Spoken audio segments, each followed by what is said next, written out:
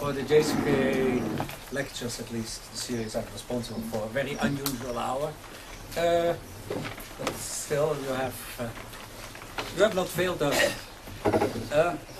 It's a great pleasure and honor to have Professor Pieter van der Horst with us. Before I introduce him, I want to announce the next lectures. We have on the 17th of May, Professor Ira Sheskin from Florida University on the demographics of American Jewry. How many American Jews are there? Why does it matter? Where are the problems in knowing how many there are? So Sheskin is a very good speaker. Will speak here at our regular hour on the 17th at 10 o'clock. Then the next lecture thereafter is on the 6th of June. Professor Elchanan Yakira, very well known in Israel because of his book on how post-Zionists abuse the Holocaust, will speak here on this theme of the post-Zionists and the instrumental use of the Holocaust debate. If I had introduced Professor van der Horst last year, I would have introduced him differently than I'll introduce him today. Last year I would have said Professor van der Horst is an extremely well-known, profound scholar of the antiquity of Jewish-Christian issues in at the beginning of the Christian era, found base in Greek history, and member of the Royal Academy of Sciences, and so on. Today, since June, we introduce Professor van der Horst slightly differently. We say now Professor van der Horst is one of the best known academics in the Netherlands. He became famous, was famous in his own field. He became famous nationwide in the Netherlands and internationally because of the misbehavior of the president of his university and the board of his university, who tried to censor his farewell lecture as a professor which covered the field of cannibalism from the days of the ancient Greeks to the Muslims of our time, and how the Jews have been accused of that. The rector of the Utrecht University and his colleagues considered that this could not be said at Utrecht University, and by particular the old Greeks and the old Christians, that was okay, they could be cannibals. Contemporary Muslims could not be anti-Semites, and that could not, under academic freedom, that could not publicly be expressed. And Professor van der Horst was told so. I was also told, if I may say so, that meeting in which he was told that he could not speak about Muslims and anti-Semitism had never taken place. And that lecture was just censored. The result of that was that the whole story was leaked by somebody, became a national affair in the Netherlands, and sometimes out of very bad things, very good things happen, because today we have Professor van der Horst here as a result of the activities of the rector of Utrecht University, because he got immediately, when that became known, and there was a big article in Wall Street Journal, front page magazine, myself wrote a big piece in Macorichon on the affair, and many more have been there, are going to come. It will also, this maltreatment will also be a chapter in my new book on academics against Israel and the Jews. But he got an invitation from the Israeli Academy of Sciences, of which I have a copy, and which read more or less the following.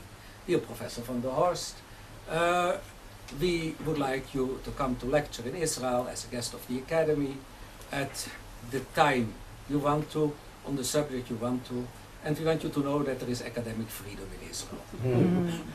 That copy of that email was sent also to the rector of Utrecht University and the other members of the other heads of faculties of Utrecht University who were present in that meeting of the censorship.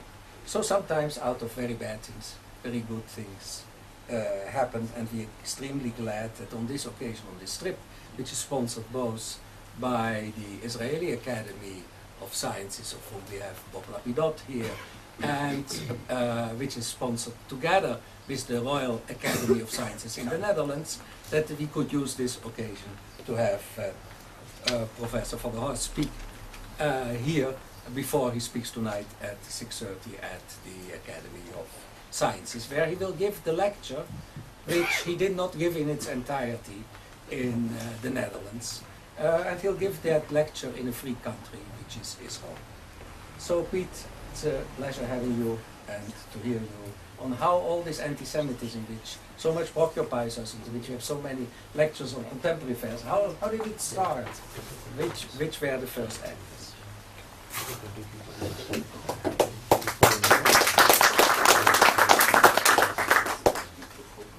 Ja, wat je wilt. Thank you very much, Manfred, for the invitation and your kind introduction. I regard it as an honor to be able to speak to you this afternoon about the first pogrom, Alexandria 38 CE, the Common Era.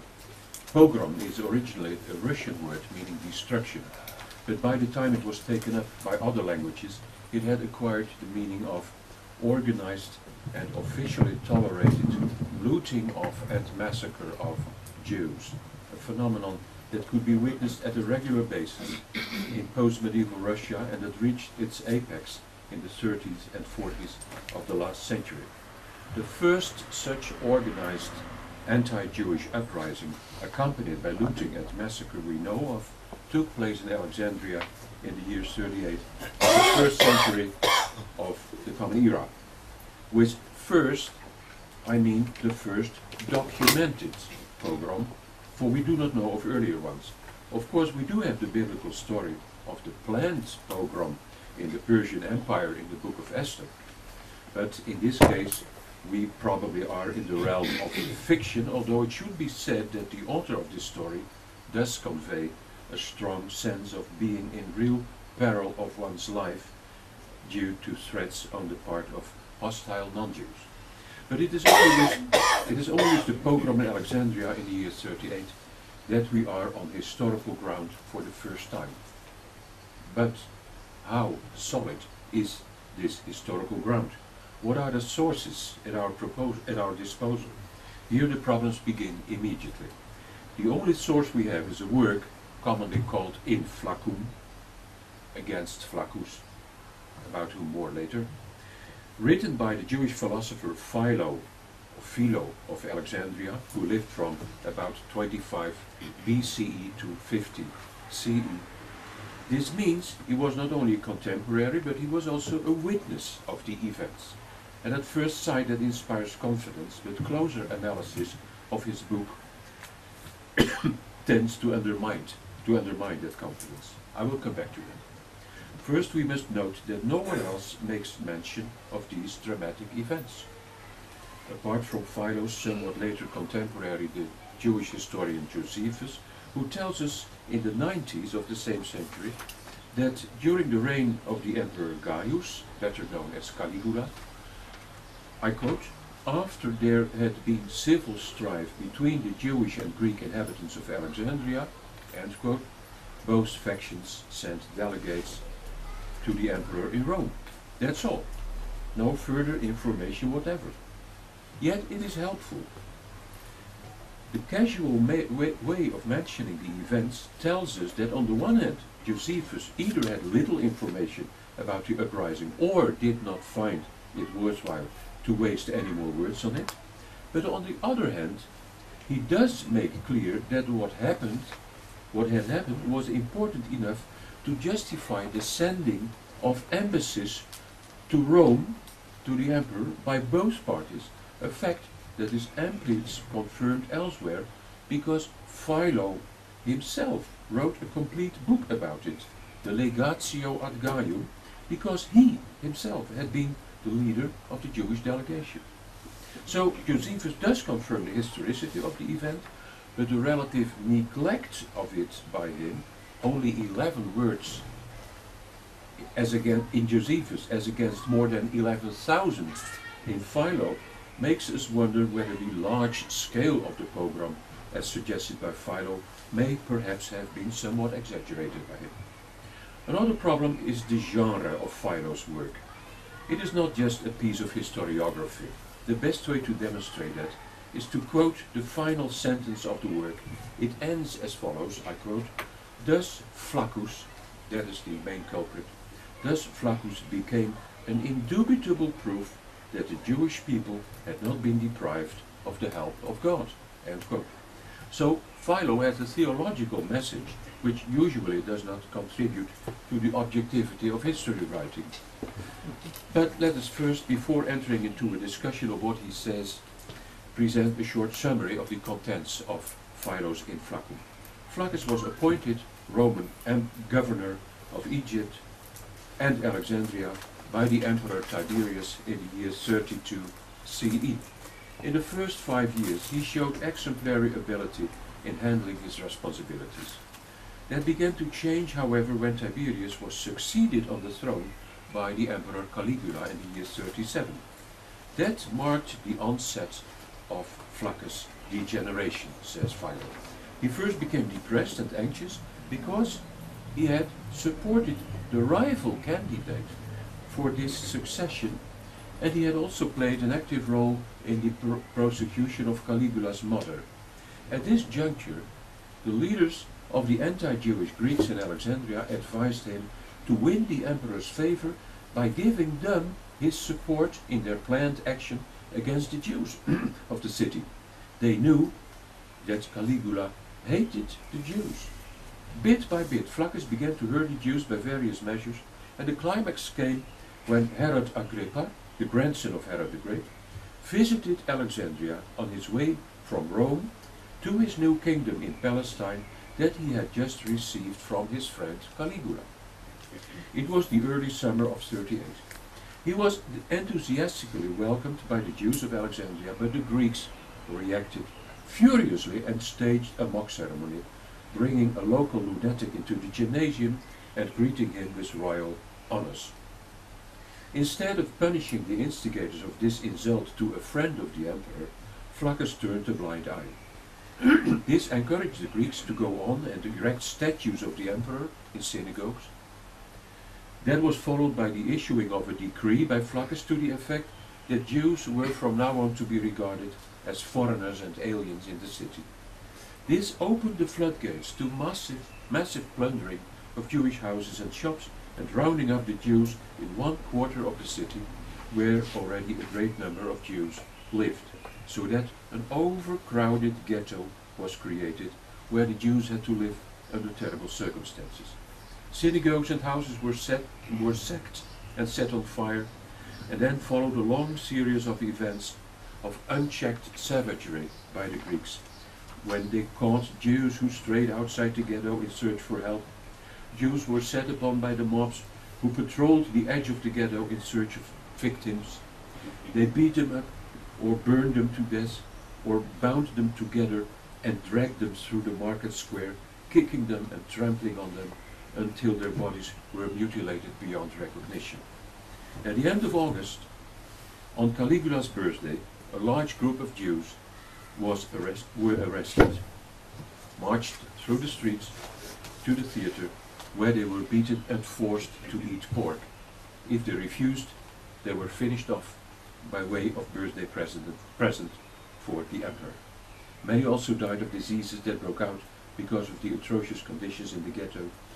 And some weeks later, suddenly, a detachment of troops arrived from Rome, sent by Caligula, to arrest Flaccus. And we are now exactly halfway the treatise. The first half was about the undeserved suffering of the Jews. The second half consists of a description of the well-deserved suffering of Flaccus. I will summarize that second part more briefly. In Rome, Flaccus took trial.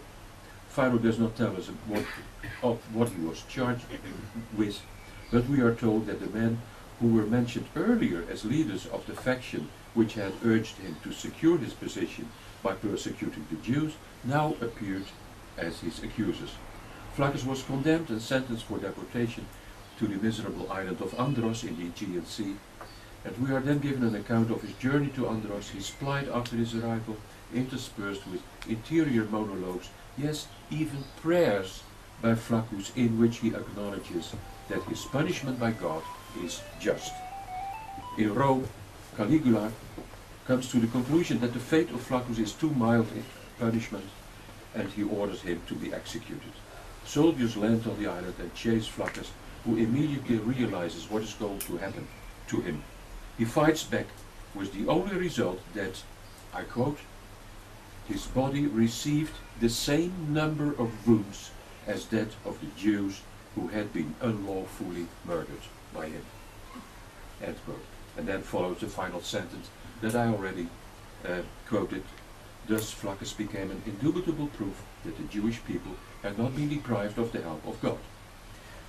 As I already said, with that finale, Philo wants to prove that God's providence is always at work for the benefit of his people. Apparently it was necessary to stress that idea, as Philo makes clear in the opening paragraph of the sequel to his In Flaccum, the already mentioned Legatio ad Gaium, where he says some people have come to disbelieve that God exercises providence for mankind, and particularly for the nation of Israel. In other words, what Philo is attempting to do in his treatise is to convince those of his co-religionists who have begun to doubt that God can and will intervene on their behalf, that he has intervened, and that therefore there is no reason for doubt or disbelief. His pastoral concern is apparent also from the fact that the whole of In Flaccum has been structured as a kind of diptych. The first half about the suffering of the Jews is mirrored exactly in the second half, not only because both halves are of equal length, but also because, as Philo, as Flaccus himself confess, all the mad, I quote, all the mad acts that I have committed against the Jews, I have now suffered myself. So Philo's work is a plea for divine justice, and as such also a piece of consolation literature. And this insight makes the question of whether this work can be used for the reconstruction of historical events all the more urgent. But some things have to be kept in mind here. Philo's book is not exceptional insofar as there is no historical document from antiquity that strives for completely disinterested objectivity. It was part and parcel of the art of the ancient historian to convey a message, either moral or philosophical or religious or sometimes anti-religious, and the events narrated were used for this purpose. In this connection one often speaks of rhetorical or dramatic or tragic historiography, but there is no generally accepted designation for the genre. The difference between non-rhetorical and non-dramatic historiography and this genre is that, for instance, instead of the sober statement 6 million Jews died in World War II, instead of that one writes millions of completely innocent Jewish men, women and children became the victims of a brutal massacre by the most ruthless and criminal regime the world has ever witnessed. The information in the second formulation is not false, but its phraseology is full of pathos and is intended to evoke emotions. Ancient historical texts work like that and should not for that reason be thrown out into the bin as having no value for the historian. They were written by the same historians who were developing criteria for writing reliable historiography. Trustworthy sources, eyewitness accounts, personal observation, etc. But at the same time it is clear that their use of rhetorical and dramatic techniques must make us pause and see with how many grains of salt or even downright skepticism we should take their statements. It is clear that Philo could not have had any knowledge of the inner thoughts or the interior monologues of Flaccus when he was in exile. So the text of these monologues, his utterances, his prayers, all of them are pure inventions by Philo. This means that the great part of what he relates in the second half of the diptych is simply unhistorical, only the bare framework, that is Flaccus' arrest, condemnation, exile and death, are historical facts. But what about the first half? Here he writes about things that every one of his readers in the city could easily check. Many of them had been eyewitnesses, and moreover, when he published the work, the events were still very fresh in their memory, about 2 years later. Philo would have made a fool of himself if he had distorted the facts too drastically. He may have exaggerated, he may have left out important information that was not conducive to his goal, but he could never have got away with a complete invention of events that everyone knew had never taken place. What Philo presents is dramatic historiography. It aims at evoking emotions, indignation and anger, piety and awe for the divine. That is exactly what he wants to do, as did so many of his contemporary fellow historians. But in spite of this, we can, with due caution, use the first half of his work in Flaccum as a source for the history of a Jewish diaspora community at the beginning of our era. But the problems are still not over. Philo does spell out in detail what happened in the clash between Jews and non-Jews in Alexandria. However, he does not say even one word about the burning question of why all this happened. Why did the Greeks and Egyptians in that city hate the Jews so much? Why could they so easily draw the Roman governor into their wake? In one paragraph, Philo mentions in passing that the Alexandrians had, in a sense, an innate enmity towards the Jews, but Philo fails to explain the source of this enmity. In his next written work, the book on his embassy to Caligula, Philo does explain why the emperor treated the Jews, the Jewish delegation, so badly. Among all the nations in the Roman Empire, it was only the Jews who refused to acknowledge the divinity of Caligula. They did not want to see him as a god, and that made him furious. But in Flaccum, we are denied every sort of explanation. And here comparisons with later pogroms are misleading rather than helpful. In the pogroms of the 19th and 20th century, the driving forces behind the persecutions were always the anti-Jewish preaching of the Christian church, or theories of the racial inferiority of the Jews, or a mixture of both. And these factors played no role at all in first century Alexandria, for the simple reason that neither Christianity nor racist theories were in existence at that time. So even though the similarity between what happened in first century Alexandria and 19th and 20th century Europe is striking, the background must be completely different. What is that background? It is a priori not plausible that there was only one cause or one reason for this outburst of violence. It must have been more complex, and since such outbursts took place nowhere else in the ancient world of the first half of the first century, it must probably have to do with something specifically Alexandrian. I will first deal with the possible political factors and thereafter briefly with elements that are related to the Jewish religion and non-Jewish reactions to that. To begin with the political factors, it should be borne in mind that the Jewish presence in Egypt was not something new in the first century. In 331 BCE, Alexander the Great founded this city in northern Egypt, which he named Alexandria, modestly after himself. The Jews were there almost from the beginning, and one of the groups of non-Egyptians who had been brought there by Alexander's successors, the Ptolemies. This was the beginning of a long history which was peaceful for some 3 centuries. The Jewish community grew and flourished there. After one generation, they had already become so acculturated that their Hebrew Bible had to be translated into Greek, the so-called Septuagint, and thereafter an impressive Jewish literature in Greek came into being on a scale that one saw nowhere else. Alexandria had become the place par excellence of the Judeo-Greek cultural synthesis. Around the turn of the era, almost 100,000 Jews lived in the city, many of them highly educated.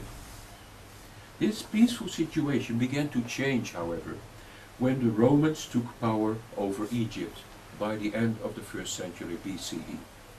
When Julius Caesar tried to conquer Alexandria, he received support from the Jews who lived there, and this certainly did not help to make them popular with their Greek and Egyptian neighbors, who were notoriously anti-Roman. They felt betrayed by the Jews. In the eyes of the Greek, the Jews had furthered the decline of their city from a royal residence and head of a sovereign state to a mere provincial capital. Some decades later, the first Roman Emperor, Augustus, conquered Alexandria and confirmed all Jewish privileges, which he had engraved on a marble slab and set up in the city. He also introduced a much-hated poll tax, from which only the Greek Alexandrians with full citizenship were exempted. And this made the question of citizenship acute, and that created much tension between the haves and have-nots of this privilege. The various Jewish sources which deal with this matter in antiquity seem to be unanimous in asserting full Jewish citizenship in Alexandria from the beginning, but non-Jewish sources give a very different impression. The legal status of the Alexandrian Jews is a very complicated issue, but I will mention only some of the most important data here. The Jews enjoyed a certain degree of self-government in Alexandria right from the beginning. This included the governing body, the establishment of their own law courts, and such like. In this way, the rulers enabled the Jews to live in accordance with their ancestral traditions. So they were privileged residents, not just foreigners with temporary domicile, and set well above the ordinary Egyptians, but still below the fully enfranchised Greeks. It was these privileges that Flaccus suddenly dissolved in 38 CE. It would seem that he had been instigated to do so by the Greek nationalists, who were of the opinion that Jews did not deserve a higher status in the city than the Egyptians.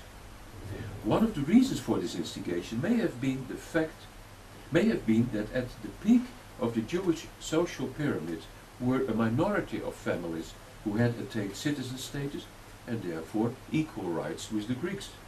No doubt Philo's own family was one of these, for his brother Alexander was one of the highest officials in the Roman government of the city.